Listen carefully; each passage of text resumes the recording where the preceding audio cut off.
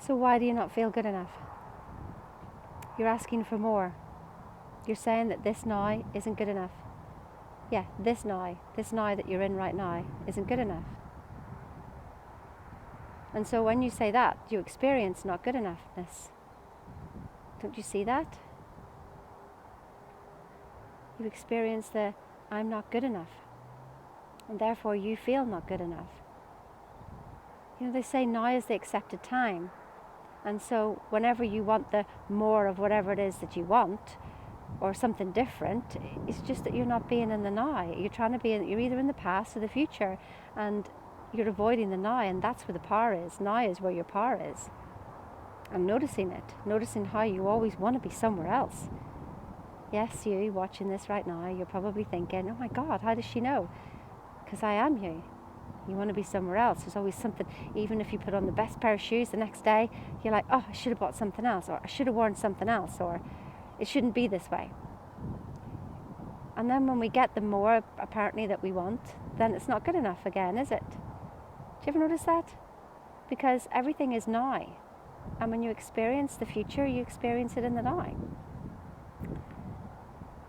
And so when you feel not good enough, or things aren't good enough, you feel not good enough. And therefore you keep this perpetual cycle that things aren't good enough, and it goes round and round in circles. And so you try to change the outside, when actually it was the inside all along.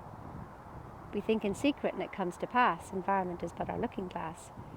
And so if you can just look at yourself, but that's too painful, isn't it? Well, so you think so, but it's not really painful, because what you look at disappears. And I noticed that I never noticed myself. I ignored myself. Everybody else and everything was more important than me.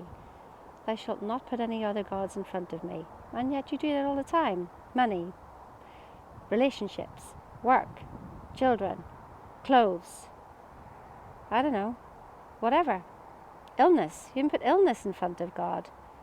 And that's who you are. That's who you are. You cannot be anything else. Now, what does that word God mean? I mean, there's 8 billion different concepts of the word. But basically, it's just all it is. All is love, all is God, all just is. It's proven in science, for as much as we can prove it. So, today, do yourself a favour. Now is the accepted time. Accept yourself, love yourself right now. Acknowledge who you are and where you've been and the beauty of your journey so far. Accept everything just as it is right now.